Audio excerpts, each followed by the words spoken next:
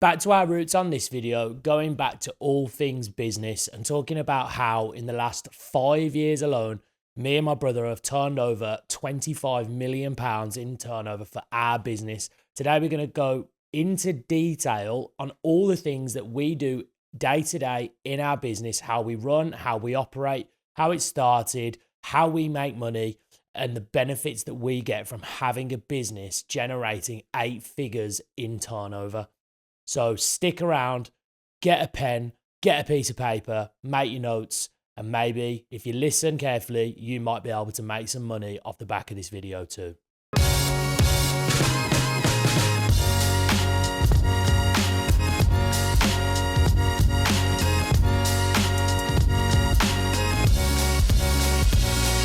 So first and foremost, I think what is most important to caveat this video with is that I don't want everybody that is watching to immediately start to presume that they listen in and they will become millionaires and that what we do will work for them and will immediately translate into fortunes. Because whilst we make a lot of money doing what we do, there are so many different ways to make money. There are so many different ways to monetize hobbies, skills, services, products. And the truth is you can make millions of pounds doing anything these days, thanks to social media, thanks to the global network that we all have access to now with internet, email, socials, etc. You have got so many opportunities to make money. Now, by all means, take notes, listen in, find out how we do what we do and how we make money. But don't think that just because this is how we do it, that you can immediately wave a wand, switch up, follow in our footsteps, and then just immediately start making money yourself, because that is not how business works. It's not how life works. Making money is a long road. It's an arduous process. We didn't start making money until the last sort of 3-4 years. Before that, the business was, small. It was a lifestyle business that required a lot of effort and stress and headache and time in building. But now we are where we are. We see the fruits of the labor, and off the back of that, we can afford nice things. 2 cars for myself, nice watches, Rolexes, and holidays to 5-star hotels, private jets, business class flights, first class flights, traveling around. All of that becomes possible through the sacrifice at the beginning that we've put in. But I don't want anybody to get a false sense of reality that just immediately follow a business model and they'll become rich and start having Rolexes and private jets, because too many people now are peddling this false narrative, aren't they? Yeah, well, the problem is people go into it going, I'm going to start a business. I want to become rich. And it's the complete wrong mark. You got to go into creating a business because you want to be successful and you have a passion for something, and it starts with a passion first and then the wealth comes after. Elon Musk being one of the people that he never went into some of his business ventures from the off and was like, I'm just doing this because I want to be a billionaire or a millionaire. Because if that was the case, he would have stopped years ago. And it's just the fact that he's had the passion from a kid, where he's read the comic books and all this sort of stuff, that then he went into rockets and he went into Tesla, he did all these things. But he had a passion for it first. And if he didn't have that passion, he never would have been able to completely get to where he's got to today. Comes to vision is more important than anything, and where you want to go in life. Anybody that's ever been successful has had a vision and stuck to that plan, stuck to the vision, not deviated, not changed. And 1 minute they've been a roofer, then they've been a tiler, then they've been a recruitment agent, and they've worked in sales, then they've worked in a different business, then they've set their own business up selling cookies, then they've sold, then they've become a fucking PT, then they've become a life coach, then they've changed. You will never get anywhere flitting around to so many different activities. So it's a shame that is what happens. But me and you have tunnel visioned our business now for 13 years. Now, the one big thing off the back of that is that we are as transparent as possible. We had a major leg up with where we started in life. We had a father who genuinely is really entrepreneurial in his own right and had businesses, and he was an engineer and manufacturer, and he used to produce a lot of metal components for the automotive industry, whether it was JLR, Ford, McLaren, now sort of Teslas and things like that back in the day. It was one where he had a really, really profound knowledge for engineering and manufacturing, and had his own machine shop and factories within Birmingham, if you can't tell by the accent. Best accent going. And now that's where we grew up, and we grew up around that. Now, some people would say, yeah, brilliant. That means you've had your life handed to you on a platter and life's easy and it's easy for you to say, and you've had a leg up, an excuse, and yeah, blah, blah, blah. Well, look, a fool and his money are soon parted. And just because somebody had an opportunity and there's a head start in life, that can easily be squandered if the wrong person has the opportunity. And this is the reality that we see with so many people. When you look at famous people and their sons, Mike Tyson's a good example of his upbringing and what he went through, and his children haven't really amounted to much. I know Michael Jordan, same thing, big superstar. Callum Best as well, I think. Callum Best, his dad, George Best. Again, Callum just kind of goes around living off his dad's name. Now, he still has to monetize it, still has to have a personality. So he's still done something. But it's sort of this unfortunate mindset that most people have when it comes to money, making money, starting in business, rather than being the type of person to want to learn from people that are paving the way, which is what we're trying to do today, is to help share the message of what we do and how we've learned, what we do, how we do it. They immediately go, oh, well, they're only where they are because of their dad. And we see it in the comments all the time, and people comment this and say, oh, you're only successful because of your dad. Yeah, potentially. But also because of who I am and who you are. If it wasn't our dad that did something for us, we would have done something ourselves, because it's who we are as people.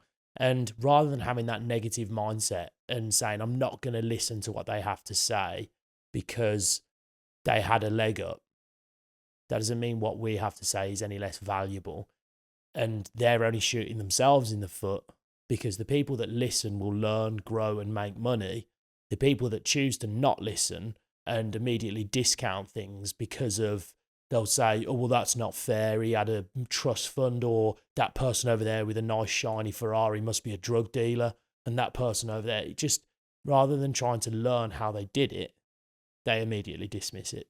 Well, the thing is, you could take it a different way and say, well, if they had a leg up from their dad, or maybe it's not even necessarily always a parent, maybe it's from someone else there with family friends or a partner that they work with, or whatever it might have been, they could ask a different question and just say, well, how do I try and find that kind of person in my life where I can actually try and do the same thing and actually take it on board and go, oh, well, maybe I want to try and find, either someone that they know, or maybe a family friend, or maybe someone in work that they get on well with who's a director or whatever, and then try and actually emulate what we've done and take it in a positive light rather than a negative. Seek an opportunity.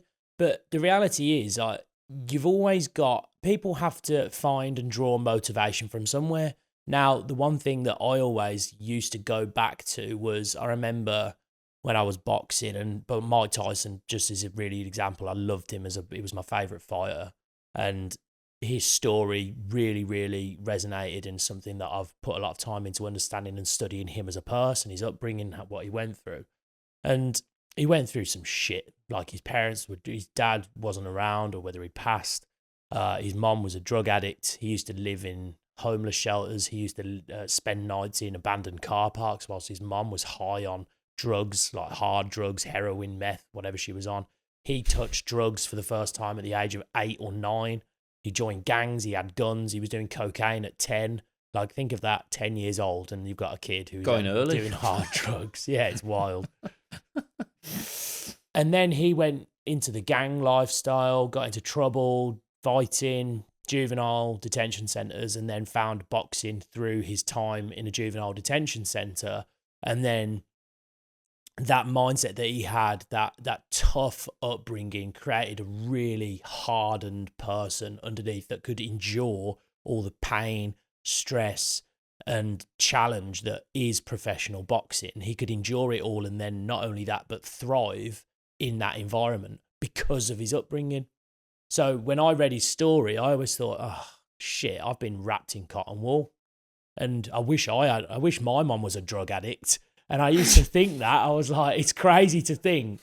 But I was there in that mindset thinking, oh, I'm really sad because my upbringing wasn't hard enough and therefore has not made me hard enough to face the challenges of going into a fight and boxing.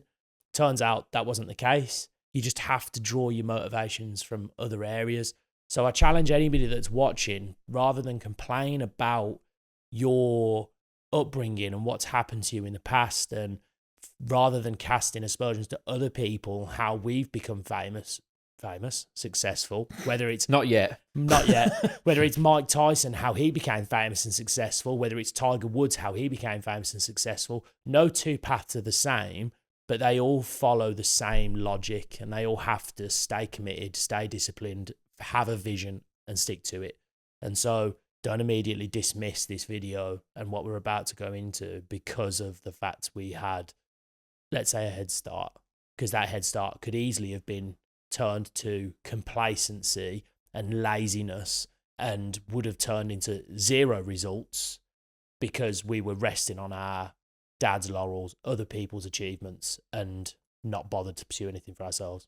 The thing is, it's easy to do because, at the end of the day, the easiest thing for us would have been to just be like, oh, well, we've sort of sorted. We don't really want a hard life. We'll just work, the kind of managerial jobs, which we wouldn't have been allowed to do anyway, but just say, and then just take an easy paycheck and just have an easy life. But that's not what we wanted to do. And that's what we constantly said to Dad the whole way through. And like you say, yeah, it's bared fruits in the end and for him. Exactly. Exactly. And now we have the ability and the privilege to be able to say to our dad and to our mom, you can relax now.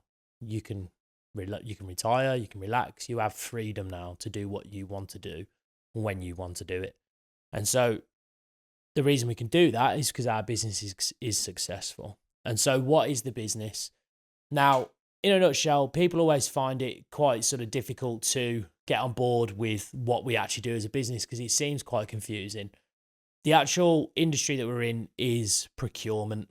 Now, procurement is utilizing suppliers to source products, whether it's manufactured from scratch or whether it's sourcing specific products that are already pre-made or assembled. That's procurement. Now, we're in global procurement, which means we operate globally. So the suppliers are based all over the world. Our customers are based all over the world. And for us, we found that China, and this is going back sort of a good long while now, was the best place for suppliers to manufacture the types of products that we offer to our customers. Now, off the back of what our dad leaned into, which was engineering and manufacturing, and his knowledge within that space, having his own factory, we've remained in that industry. So most of the parts that we procure are smaller components. They are generally made of metal, steel, rubber or plastic. And genuinely for us, we have customers in so many different sectors, but they range from still massively heavy into automotive. We have rail customers. We work in construction, agriculture, medical, green energies. Oil and gas. So many different things, right? Furniture and gym equipment, loads of different LED cones for the blind. LED cones for the blind. It's a big R&D project we're working on. And look, we do a lot of fun projects. Some of them we are quite detached from, and we don't really get too involved with the actual production of the overall unit. But some of them we have a massive involvement with the design team. Really fun one was always Morgan Motors and working with their design team. And we've worked on their new rear view and wing mirror. So if you look in the vehicles that they've just brought to market for 25, 26, every single mirror in those cars are being made by us, which we're really proud of. So Google it. In fact, we'll be able to stick a picture of the car in the background Morgan, with the new Morgan. Give them a shout out. It's a great project for us. This just in, breaking news. The subscribe button has still not been pressed. Press it now. And a like. All done? back to the studio. So how does it work? Now, essentially, our business is quite simple, where our customers that we've built up over a period of time or that we generate organically send us an inquiry. So they send us a breakdown of a job that they need, a specific component. Easy for people to understand. We've got a lovely mic stand right in front of us here. We've got screws keeping it together. We've got sort of tubes that are holding up the actual stand itself, and it's on a set of legs. Really easy, right? Now, obviously, all the components that make up this mic stand need to be produced. And we get customers from, these are K&M mics. That might actually reach out to K&M and see if they need anything. Road. They would send us a breakdown for this assembly and say that we need each of these brackets, each of the screws, components, fixtures, fittings, all to go into this stand. And we would then utilize the suppliers that we've built up over a period of time to essentially cost up this project. And the reason we win business is because of the suppliers that we use and how we found them, how we audit them. And the analogy I always use is, you can't always go for the cheapest price. You've got to pay for value. But equally, if you were to approach, and I use this a lot to kind of explain to our staff and team and people in the industry, if you were to approach your butcher and your baker, and you've got a butcher's that essentially has an oven, has flour, has eggs, yeast, all the items to make a loaf of bread, but doesn't specialize in it, they might be able to do it, but it wouldn't be high quality, and the cost would probably be a lot higher. In fact, likely would be it's way higher than if you were to go to a purpose-built bakery who's got all the equipment, mass purchase all the ingredients, and can throw together all of those ingredients to create a really high quality loaf of bread for a competitive price. Whereas somebody who doesn't really know what they're doing, giving you a price for an item or for an object or for an assembly like this, and you just take that as gospel because you don't know what you're buying, you don't know how valuable and what items are certain items are worth.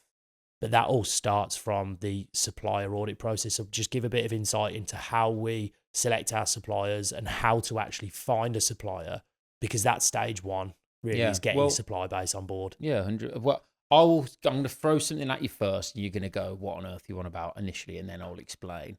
I see ourselves as like the priest, right? Again, can already see your face. But essentially, we're the ones that marry the customer and the supplier, and we're like the priest, the god, the whatever in the sky that then looks down to make sure that the whole thing comes together and goes without any hiccups or any problems. So I see ourselves as like the priest marrying the perfect supplier with the perfect customer, and then we follow through that process. I'm just saying, I might be Jesus. Okay, I'm with you a little bit on that. It's a strange one, but no, I like it. But that's essentially just put it in a nutshell. That is essentially it. We find, like you were saying, the perfect supplier who can add the best value, which is maybe the lead time, the cost, and all that sort of stuff. And to do that, like you're saying, what we would do is we'd sometimes go to trade shows, like we've been to fastener fairs, as fun for someone who's not in fasteners as that probably sounds. It is when it's in Vegas. Yeah, it is when it's in Vegas. So we've been to fastener fairs in Vegas. I've been to them in Stuttgart. We've been to them at the NEC, even in Birmingham, but all around the world. And then lots of companies that offer some of these services, they'll all be there. So you might have 10, 20, up to 100, 200, depending on how big the fair is.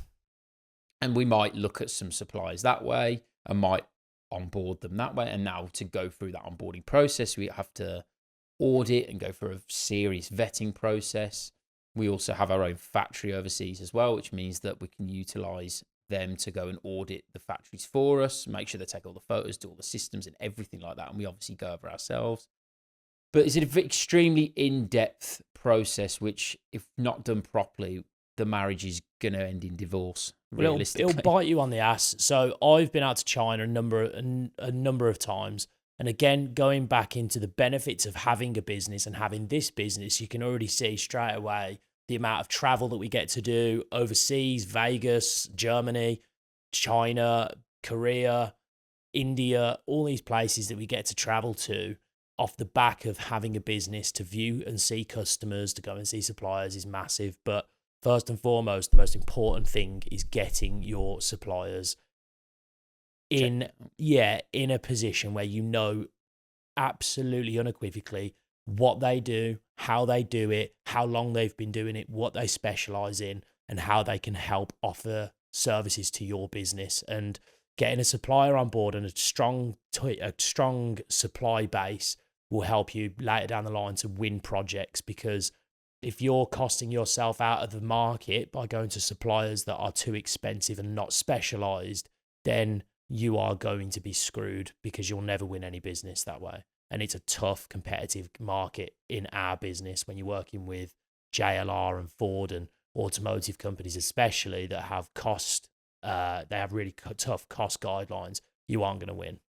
Yeah, well, it's extremely difficult because you have to work to the beat of the drum of everyone else as well. So look, we have to be very, very, very specific on who we use, because we're competing against just someone going directly to the suppliers themselves. So, we had our own value in doing that we had security, we had monthly deliveries, and you have to then create value in a different way. Sometimes we can still be, and we are still competitive on price, but like we've always said, we add a lot of value in other ways to the customers as well, which is also a very important component. Definitely. And we'll get on to that. And this is where good negotiation skills comes key into building any business, but especially in our business, negotiation is huge. So if you are trying to copy or emulate or get some lessons from anything that we do, one of the biggest lessons that you can do when approaching any supplier that offers you a service or a product for your business is make sure you're negotiating key areas regarding shipping terms, shipping lead times, payment terms is massive. Cash flow is the biggest killer of business, full stop, second to none. If you have not got a positive cash flow, then your business is going to fail rapidly. Doesn't matter whether you're turning over £1 billion. If you cannot pay your bills, HMRC will shut your business down. And if you start to have CCJs against your business and debt that you cannot pay, turnover is irrelevant, you will go out of business. Well, I think it's 86% in the UK of businesses go bust due to cash flow. Well, there you go. Cash flow is king. So negotiate those payment terms with your suppliers. Make sure that you are really hard and get the best deal, because to begin with, and make sure it's a constant renegotiating process, because after you've dealt with someone at the beginning, you're going to struggle to get a decent payment term because they have to build an element of trust. But then after you've been trading for a while, again, just a tip for people, make sure you're renegotiating payment terms that are in your favor. So they go from potentially a pro forma, which is money up front, to a percentage pro forma, to a percentage of zero payment, 100% upon delivery, to then even 100% 30 days after delivery or 60 days after delivery. And you can work on these payment terms as you go along. But again, make sure that you've got a keen understanding of shipping terms, payment terms, lead times, competitive costings, and also make sure that you do a disaster recovery plan. So when you're speaking to suppliers, make sure you've got a firm agreement in place that should something go wrong with the delivery of what they're trying to send to you, make sure that you've discussed that and that they have put a robust agreement in place or disaster recovery should something go wrong with what's being delivered, that you know you're safe and that you're essentially insured and you're going to be looked after if there's a problem. Well, this is it. The most important thing is, we had it years ago, and one of the reasons why the company had a real big struggle was currency crashing during the financial crisis of 2008. And because we weren't secured as much as we should have been, and we weren't in the picture at this point, but currency shocks was what killed things off, or killed a lot of companies off, because they didn't plan for it. And now we use things like forward contracts, which gives us a layer of protection against our costs, against other currencies. Yeah, and these are things that's just savvy business. That's what you have to get into once you've become a business owner. Problems come up all the time. But you just find ways to work around them and renegotiate deals. So again, negotiation skills. There's a really good book actually called Getting to Yes. Really good book. If you've not read it and you're in business, give it a read. It'll absolutely massively help your negotiation in that front. Next key point. So that's the suppliers covered. So get your strong supply base. Make sure that you are hitting the best suppliers and getting a real good feel for how an order would look. But then obviously the next part is getting your orders. Now, this is where you need customers, and getting customers in our industry it can be tough if you don't know what you're doing. But essentially for us, it's understanding what our customers want and understanding what any customer wants. So again, we're really privileged to work with some of our customers have market caps of 50 billion, 60 billion, great customers to have, and they offer a lot of business to us. But that's built up over time through the confidence. But initially, when you're trying to win new business as a new business yourself, you have to differentiate yourself somehow. You've got to do things differently. You've got to find a way to get attention the right way, not the wrong way. Get attention the right way, and then make sure that you're offering great value. And you offer great value to customers by understanding what your customers want. And no two customers are the same. So this is a little trick for anybody that's watching regarding sales. Sales is all about understanding your customers' needs and then giving them the confidence that you can fulfill those needs first time, every time. Because as I said, certain customers are tricky, some are different, and it's a tough game to actually try and understand how to sell in the first instance, because you try the same model for every customer and that's just not the same. So sometimes, for example, just a really easy one, you might walk into a retail shop and you've got some customers who may look lost and are waiting for somebody to come and ask them for help. And you might have some customers who are genuinely browsing. They know what they want. They know where they're looking. They have experience. They don't want to be spoken to.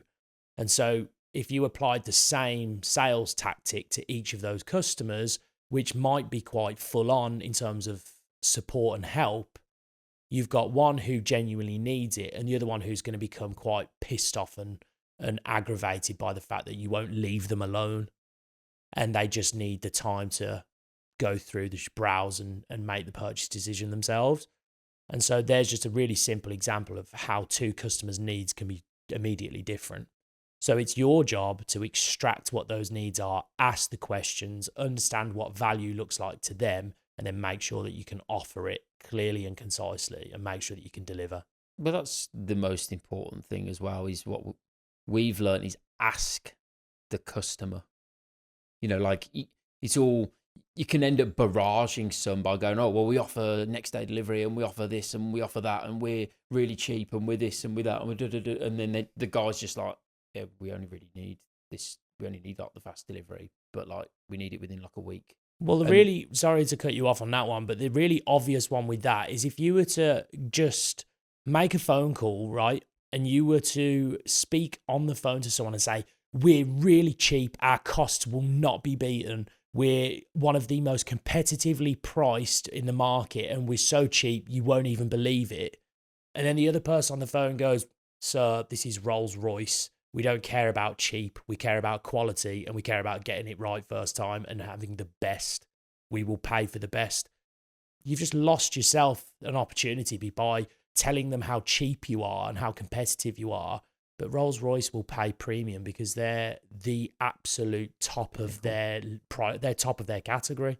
And so you just costed yourself out. So it's a good point. Yeah, and so it is just knowing and doing the research on the people that you're actually trying to call and communicate with.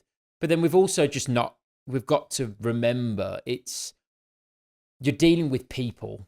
And this is what we always say, that, you want to, in time, learn the people you're speaking to and try and forge, just like you would with anyone in your life, forge a relationship with that person. Because it is people, at the end of the day, are buying from people. And if you don't like someone, or the customer doesn't like you because you've got a bit of a tone or a bit of an attitude, or you don't talk in a certain way. And it might not even necessarily be that person's fault. You might just need another salesperson. But it's to know the customer, get to know them, and then try and forge a relationship. Well, everyone's so selfish now. And this is one of the biggest problems why people struggle with sales, because they care too much about what's in it for them. And rather than this mindset switch, it's such a bizarre moment where you pinch yourself and go, wow, I've never realized the more I give, the more I get. Rather than standing there thinking somebody owes you something and you have this entitlement and you're there with your hand up waiting for somebody to come deposit into your begging bowl. And reality is, the more you can offer someone, the more you will get in return. Well, at the end of the day, you only have to look at the biggest YouTuber on YouTube, MrBeast. You know, that's predominantly what he started doing. And the minute he started giving and giving and giving, he just couldn't give it anymore because he just kept getting. And then it was like, give even more. Then he got even more. Now he's got, you know, a show on Amazon Prime. It's the biggest and quickest way, and biggest and best way to actually become rich quick, by finding a way to give back and to give to someone, or to give to as many people as possible that will benefit from what you are trying to sell or give as a service. That is first and foremost. And the minute you understand that, rather than what's in it for me and talking about yourself. So when you're on the phone to new customers and new businesses, you need to understand their business, understand them as people, understand what they're trying to achieve as a company, and then how you can help them get there faster, rather than trying to sell yourself and say, we're brilliant, we're really cheap, we're great quality, we're great at this, we're great at that, we have awards, we have case studies, we have... People couldn't give a shit about you and how great you are.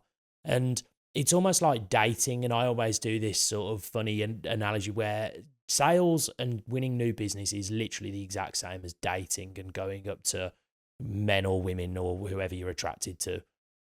And imagine if you go up to a woman and say to them, hi, I'm Tyler. I just thought I'd introduce myself and say that I've got loads of money. I'm really great at what I do. And I've won this award recently, and I'm really, really famous in my circle. I've got a great reputation. They're going to look at you and go, you fucking weirdo. Like, how bizarre are you? Like, what planet are you on that thinks that I give a shit about you coming over and introducing me and telling me how great you are? Whereas if you flipped it and said, look, I want to get to know you, and I want to get to know your likes, your interests, your hobbies, your past, your present, your future, what you're trying to achieve, how you want to get there. And then you almost create this image of how you can help them in their life and add to their life, rather than taking away and just talking about yourself. There's a higher likelihood that you're going to end up sort of progressing with that person, or progressing, as the analogy goes, with that business, because you've taken the time to care about them rather than yourself. Yeah, and it ends up being a mutually beneficial relationship, and that's the whole point of it all. You want to create partnerships as opposed to just, oh, he's my customer, and oh, he's my supplier, and I sort of have to buy from him because he offers the best service, but I don't really like the guy, so I just have to buy that part. I hear it all the time. The amount of times we've managed to get into a customer just because a current supplier doesn't do the things they want to do, or doesn't seem like they care, or they just, well, this is what it is. You have to order that many parts as a minimum. We're not doing anything else. What, can you not do this thing for us, or could just supplying batches? No, sorry, we don't want to do it like that. And zero long-term vision, isn't there? There's zero long-term vision. Everyone wants a quick win. Everyone wants to get rich quick. Everybody wants to win the project then and there. There's no long-term mindset. So there's another little tip for anybody. Unfortunately, as I said at the start of the video, this isn't a get rich quick. This is what we've been doing for over a decade, and now we're finally starting to see the benefits of it. So essentially, where we're at, we've got the suppliers in play. We've won some new business. They're coming into the game. Now, essentially, you're not going to get this from the start, but the one that I'm going to do an honorable mention of, I'm not going to go too deep into this one, is team and systems. Your business is only as good as your system, and your business is also only as good as the people operating that system. So if you are, obviously, when you're just starting out, you have a very limited resource, which is money, which means you're not going to be able to get people, which means I would essentially advise looking at investment or making sure that your business model is low cost to begin and to get running. This business model that we have essentially is really low cost to begin with, as long as you understand quality control, as long as you understand the shipping and having to learn all of that nuance, which there is a lot. But essentially, teams and systems massively important if you want a successful business. And our team now coming up to 20 staff, and we have a great family culture as a family business, and we try and do what we can to ensure that not only the systems are the best in the industry, but also ensuring that we help our team become the best in the industry as well, through training, through knowledge, through motivation, through goal setting, through ensuring that we're giving back and understanding that it's a two-way street when it comes to employer-employee. Again, we don't see it like that. We see it as a team. What can we do for you? What can they do for us? What can we do for the business collectively? And then it's a harmonious synergy between the three, rather than a dictator style mindset of saying, I'm the boss, sit down, shut up, do as you're told. This is what I want. This is, again, me, rather than creating this win-win-win scenario for everyone. And so teams and system, again, businesses will fail. It's great if you can win customers, great if you can get the suppliers on board to produce the products or service for your customers. But if you haven't got a team that are going to be able to implement it and a system that's going to be able to deliver on it, you're screwed. Well, funnily enough, I don't know if you've seen it, but it's called, I've seen it on like LinkedIn a few times, the procurement iceberg. And essentially, as imagining an iceberg, and this is pretty much the nooks of like the intricacies of all what happens after the procurement side of it, is that you'll get the customer, you get the suppliers, and it's that transaction, which is essentially the top of the iceberg. But what you don't see is what's beneath it, which is all of the negotiation, the reporting, the administration, the systems, and all that sort of stuff. I'll put a photo up so everyone can kind of see, but it gives a good idea of everything that happens behind the scenes after that is then done. And that's the system, and that's the important bit as well. Because if you can't deliver a product that's to drawing and on time, you're never going to get a repeat order.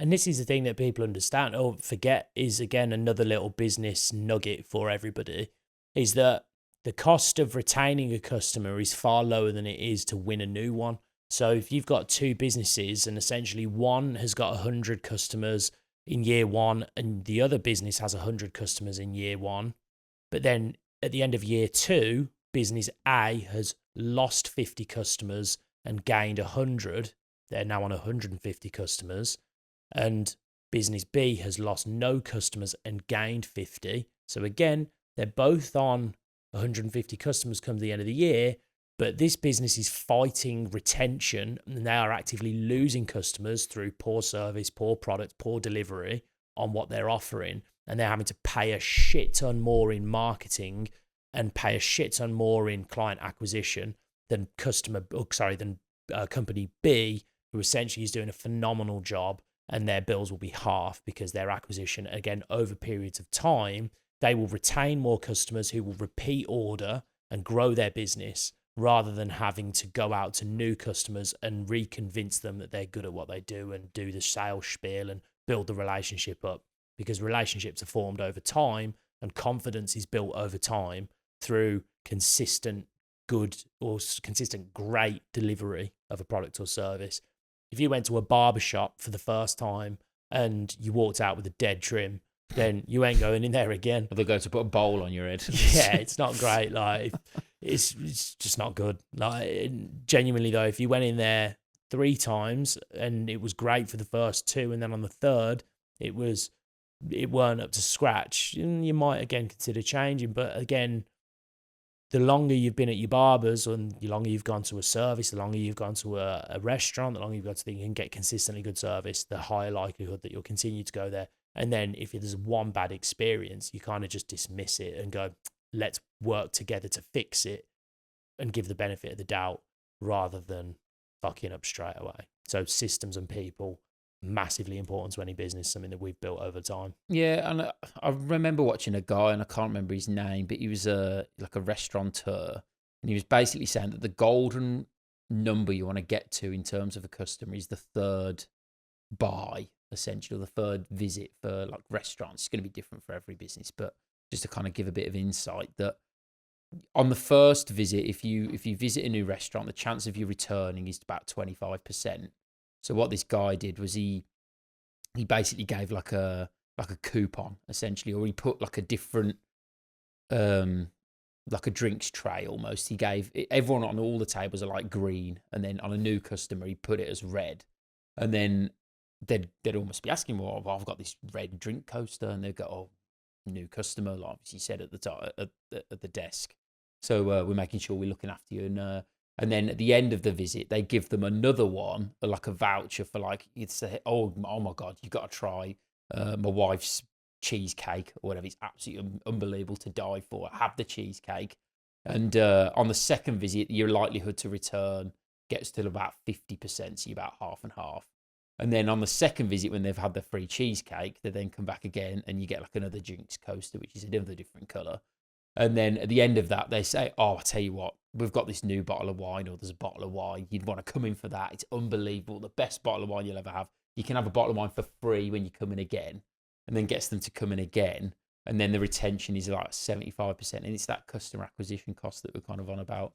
And it's funny ways of being able to do it. There's loads of ways, and that's a good example where businesses have to be savvy, but most business owners and most business people don't understand what we're telling them. And that is why they will never get past 100,000, 200,000, or even 500,000 in turnover, because they haven't got the ability to understand customer retention and being different and adding value to a service. They just, again, I go back to short-term thinking, short-term mindset. I've won this customer now. I don't need to bother. That's it. He's done. He's converted. I can move on to the next one.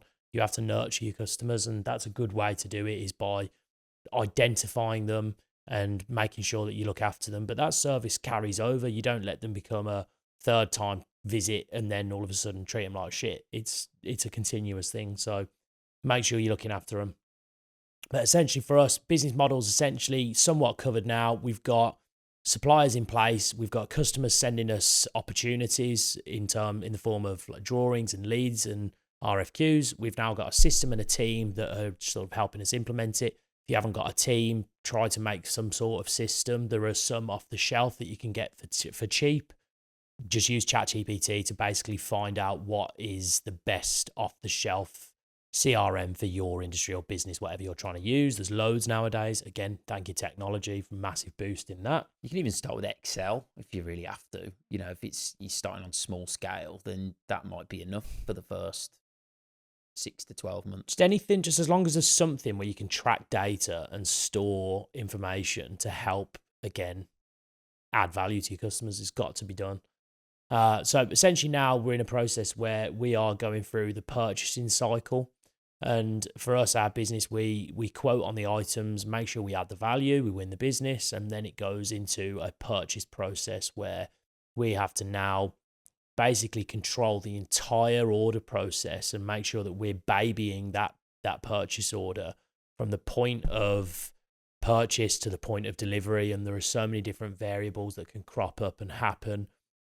You have to be the type of person, if you're in business and you want to emulate what we're doing, or if you're even just trying to set something up completely different, you have to always be asking yourself the question, what could go wrong? What could go wrong if the parts arrive and they're not to spec? What could go wrong if the ship gets blocked in the Strait of Hormuz? Relevant topic right now. What happens if there is a fire? What happens if the shipment gets lost? What happens if I need to spend more money? What happens if they don't pay on time? What happens if they cancel the order? What happens if blah, blah, blah? There's so many different things that you have to kind of think about and put a disaster recovery in place so that everybody is on board and knows what to do if shit hits the fan. Because that is usually when customers and businesses won. If everything's going great, people tend to not really remember it. But if something's going wrong, you will then be faced with the fire. And if you can put it out, effectively, customers will remember that, and they will remember your ability to face the sort of adversity and the challenges and overcome them. But if you then bury your head in the sand and you are, let's say, effectively running away from the problem and not solving it, customers will get that sort of message very quickly and just go, fuck this, I'm off somewhere else that can fix this problem. So again, if there is an issue, try and prepare for it ahead of time. You're never going to think of all of them. That's the fun of business. Things are going to crop up that you've never even thought of. And we've had some funny ones over the years. We've had floods. Wrong material. We've had floods in factories that have left us with literally our entire product line underwater, which then rusted and were rendered useless. So new product had to be made, and an army cargo plane had to be chartered to get stock over from overseas to be delivered to a customer that had a line stop, and we had to spend fortunes on a cargo plane to carry it all. Now, we could have said, it's not in our interest to do that, it's not our fault, the flood happened, but the customer would have gone somewhere else, and that's a customer that has since spent with us handsomely because of the decision that was made to, yes, let's say lose some money on that project, but then look at it long term and win it back over time. I mean, I put it all down to that the bigger the problem you can solve, the bigger the business you'll become, essentially. Because nobody wants to solve the big problems there, because, they're difficult to solve, obviously. And, sometimes it is just down to resources. You look at, again, Elon Musk, and the reason why he's so rich is because he's added so much value to so many people's lives, reducing the cost of shipping goods to outer space is reduced by like a factor of 10, maybe even more than that. Electric vehicles, reducing people's price on how much they have to pay for fuel. Again, massive value, and people want that sort of service. So it's like, we're so fixated on the money aspect and people's net worth, but we're not asking the question as to why the people's net worth are where they are. And it's because they've added so much value to so many people. And it becomes a whole other topic where people get onto this tax the rich, and they're disgusting, vile people that, again, they have this disillusion where they believe that somebody just one day woke up and was like, right, Elon Musk, here's billions of dollars. It's like, no, he has generated that much value for humanity in the business endeavors that he's created, that is the worth allocated against that. Now, yes, he has access to obscene sums of money, but those sums of money, the bulk of his wealth is contained within the assets of the business that he runs. The minute he stops running those businesses, the wealth that is aligned to him goes away. And if those businesses stop becoming valuable to people, to humanity, if people stop going to those businesses, his wealth will go away. If you want Jeff Bezos to no longer be a billionaire, stop shopping at Amazon. Stop using Amazon. Don't use Amazon Web Services. Don't use Amazon to buy your products. Don't subscribe to Amazon Prime. But the reality is, Amazon Prime adds that much value to people's lives, as well as Amazon and its huge inventory of items and stock and things that are being sold on there. It has that much value. Everyone will use it. And so the reason people say tax the rich, it's like, well, stop shopping at fucking Starbucks and Amazon and you will stop the rich being rich. But you won't, because you get value from what they offer, which is the reason they're rich in the first place. Yeah. And there's a lesson in there, and it brings it back to our business that we want to add so much value that it's almost impossible for a customer to look at us and go, yeah, no, we don't want to do business with them. It's like, we have to order with this company because they're doing everything we could possibly want, and we couldn't even say no. And then when you're in, it's kind of like being in the Apple ecosystem where you got your phone, and then you get an Apple Watch, and you get an iPad, and you get these things because you would have to, or you feel like you have to get those extra products because they work so well. And again, it's the same with us. We want to provide massive amounts of value, and when you see it through that lens, you'd be successful.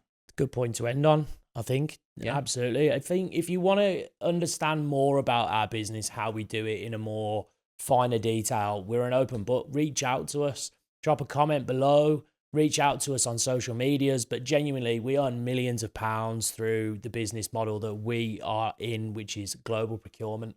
It's not a flex. It's not a brag. It's just a fact that we have found a way to offer value to our customers that leaves them spending millions of pounds with us over the years, and they will continue to do so, and that will continue to compound and grow as we also compound and grow as a business. I hope you've learned something. I hope you've taken note. If you have, remember to like, subscribe, and share, and we will look forward to seeing you in the next video. Thanks very much for watching. See you soon.